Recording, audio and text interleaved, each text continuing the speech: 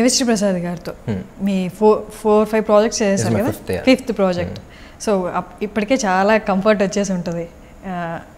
ఈ మూవీకి మిమ్మల్ని మామూలుగా మ్యూజిక్ డైరెక్టర్ ఒక క్యారెక్టర్ని బేస్ చేసుకొని మ్యూజిక్ ఇస్తూ ఉంటారు.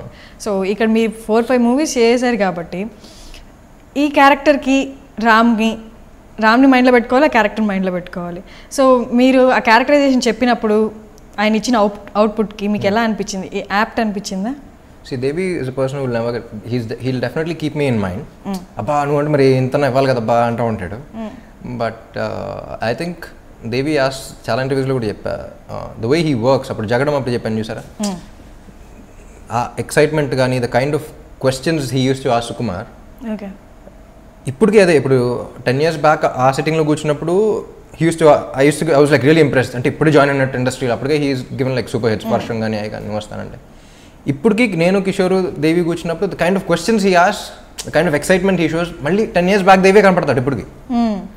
And the very most important question he ఆస్ is what do you want me to convey in the song through the song. Song కోసం వచ్చారు, ఆ సాంగ్తో నేను ఏం చెప్పాలి, what do you want the audience to know? ఈ సాంగ్ విన్న తర్వాత అడిగే అర్థం అవ్వాలి. That's the most important question. First tune ఏంటి, రెఫరెన్స్ ఏంటి అని అడగడు అసలు. ఈ సినిమాలో పాట ఇక్కడ వస్తుందంటే what you want me to convey. I think that's the most important question. ఆ క్వశ్చన్ వచ్చినప్పుడు you won't get carried away by anything else. ఇక్కడ రామ్ ఉండొచ్చు, ఎవరన్నా ఉండొచ్చు. సో ఆ సాంగ్లో ఏం కన్వే అవ్వాలి, ఆ క్యారెక్టరైజేషన్ ఏంటి, ఆ క్యారెక్టరైజేషన్ గురించి అడుగుతూ ఉంటాడు. హీరో క్యారెక్టర్ ఏంటి, ఇదేంటి అని దాని గురించి అడుగుతాడు. And third he'll probably keep me in mind and he'll give. ఇప్పుడు డాన్స్ ఉందంటే ఇంకెలా ఇవ్వాలి, ఓకే కొంచెం ఊపు, రామ్ అంటే ఇది, చాలా ఆలోచిస్తూ ఉంటాడు. సో అన్నీ మిక్స్ చేసుకుని చేస్తాడు. So he ప్రయారిటైజెస్ stuff differently. Okay. So మీరు చాలా ఎర్లీగా మూవీస్లోకి వచ్చేసారు కాబట్టి you didn't go to college. Schooling నుంచి డైరెక్ట్గా వచ్చాను. ఓకే.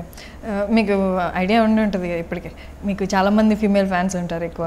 సో బట్ మీకు ఆ కాలేజ్ లైఫ్ అంతా చూడలేదు కాబట్టి అంటే చేశారా మేబీ యువర్ కాలేజ్ టైం అంటే బిఫోర్ 20లో పోయి ఎవరితోనో ఫ్లర్ట్ చేయడం కానీ, క్రష్ కానీ సంథింగ్? క్రషెస్ బోల్డ్ ఉండే కానీ ఫ్లర్టింగ్ అయితే ఎప్పుడు చేయలేదండి. అందంగా ఉండే అబ్బాయిలు ఫ్లర్ట్ చేయరా? లేదు, ఐ వాజ్ రియలీ షై. అమ్మాయిలంటే అసలు విపరీతమైన సిగ్గు. కానీ మన సిగ్గు పట్ట వెంటనే ఇప్పుడు బ్రేవ్ ఫ్రంట్ కానీ అలా చూస్తూ పారిపోయేవాడిని కాదు కానీ అటు తిరిగి అలా వెళ్ళిపోతూ ఉండేవాళ్ళు వస్తున్నారని చూస్తే. సో ఎంత సిగ్గంటే మా ఫ్రెండ్స్ వాళ్ళు అమ్మాయితో మాట్లాడినా సరే నా పక్క నుంచి నేను చేయాలో తెలియదు. వాళ్ళు నా కోసం మా ఫ్రెండ్స్తో మాట్లాడినా సరే నేను అక్కడ నుంచి ఏం చేయాలో అర్థమయ్యేది కాదు. వెళ్ళిన తిట్టేవాడిని, నన్ను పెట్టిన ఏం ఆడుతుంది అక్కడ ఎలా రియాక్ట్ అవ్వదు తెలియదు. So always shy came to girls. And తర్వాత 11th అలా ఒకళ్ళిద్దరు ఫ్రెండ్స్ వచ్చారు. ఇప్పటికీ వాళ్ళతో నేను బయట మళ్ళీ కొంచెం. బట్ నో క్రషెస్ ఉన్నాయి, no love, nothing. But you're not seeing anyone? No. లేదు.